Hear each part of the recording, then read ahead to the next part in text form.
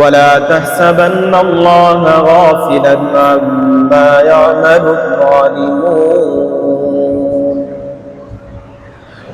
আল্লাহ তাআলা আল্লাহ নবীকে লক্ষ্য করে বলছেন, নবীকে ওয়ালা তাহসাবান্নাল্লাহা গাফিলান, আপনি আল্লাহ তাআলাকে উদাসীন মনে করবেন না, আপনি আল্লাহ তাআলাকে বেখবর মনে করবেন না।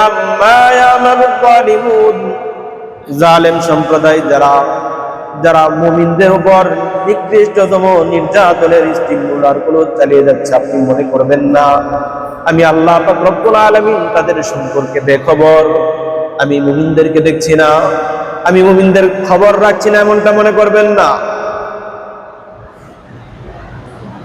ওই যে মাঝে মধ্যেই আমার পাশের দেশ থেকে বলে ওদেরকে রক্ষা করবে কে?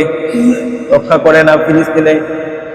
হ্যাঁ, আল্লাহ পাক রব্বুল আলামিন অবশ্যই রক্ষা করবেন একটা নির্দিষ্ট সময়। আল্লাহ পাক রব্বুল আলামিন নিজেই বলেছেন, ইন্নামা ইউআখিরুহুম, নবীকে আপনি আমাকে বেখবর মনে করবেন না, তবে ইন্নামা ইউআখিরুহুম, আমি তাদেরকে নির্দিষ্ট একটা সময় পর্যন্ত ছাড় দিয়েছি, অবকাশ দিয়েছি।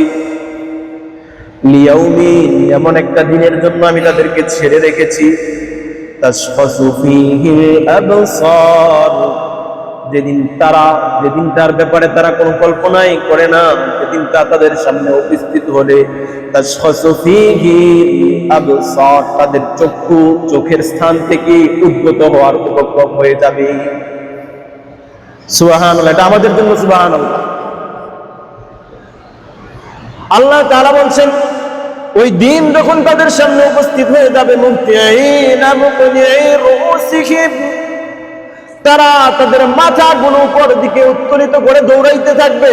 আজকের ইসরায়েলের দিকে তাকিয়ে দেখেন, আল্লাহ তাআলার ওয়াদা আল্লাহ যেমন ভাবে উল্লেখ করেছেন, বিন্দু মাত্র সামান্যতম আল্লাহ তাআলার ওয়াদা এদিক সেদিক হবে না। এই একই সূরায় একই রূপে, সূরা ইব্রাহিমের শেষ রূপ এটা, আল্লাহ তাআলা বলছেন আমার ওয়াদা সামান্যতম হেরফের হয় না। আল্লাহ তাআলা বলছেন ওয়াকাদ মাকারু মাকরাহুম ওয়া ইনদাল্লাহি মাকরুহুম, তারা কৌশল অবলম্বন করে, চক্রান্ত করে। আমি আল্লাহ পাক রব্বুল আলামিনেরও একটা কৌশল আছে। তবে মানুষের নেচার হচ্ছে, মানুষ যখন আল্লাহ তাআলা শাস্তির সম্মুখীন হয়, মানুষ দুনিয়ার সব কিছু চিন্তা করে, শুধুমাত্র এটা ছাড়া যে আল্লাহ তাআলা আমাকে কোন কারণে শাস্তি দিচ্ছে, এটা সে কল্পনা করে। ইসরায়েল একদিক থেকে পুড়ছে, আন্তর্জাতিক পরিমণ্ডলে ভিক্ষা চাইছে সাহায্য, অথচ গতকালকের রিপোর্ট, গতকালকেও মিশর সীমান্তে আমার গাজার ভাইদের জন্য প্রাণ নিয়ে যাওয়া গাড়ির বহরগুলো আটকে রেখেছে, তারা তাদের খাদ্যের প্রাণ যাইতে দিচ্ছে না। আল্লাহ তাআলা কাছে আমাদের দুইটাই দোয়া। এক নাম্বার, হয়তো আল্লাহ পাক রব্বুল আলামিন সালাউদ্দিন আইয়ুবের মতো কোন একজন শাসক আমাদেরকে দান করবেন, যিনি ইসরায়েলের সম্পূর্ণ শক্তিকে চূড়ান্ত পর্যায়ে ধ্বংস করে মুসলমানদেরকে বিজয় দান করবেন। বাইতুল আকসাকে আল্লাহ পাক রব্বুল আলামিন, পবিত্র ভূমিটাকে আল্লাহ পাক রব্বুল আলামিন মুসলমানদের হাতে তুলে দিবেন। অন্যথায় আল্লাহ পাক রব্বুল আলামিনের শেষ সিদ্ধান্ত ওয়ালাকুম আযাবুল হারিক, যে আগুন তারা মুসলমানদের উপর প্রজ্বলিত করেছে, সে আগুন তাদেরকে ধ্বংস করবে, কোনো সন্দেহ নাই। আমরা সেটা আল্লাহ তাআলার কাছে প্রার্থনা করছি।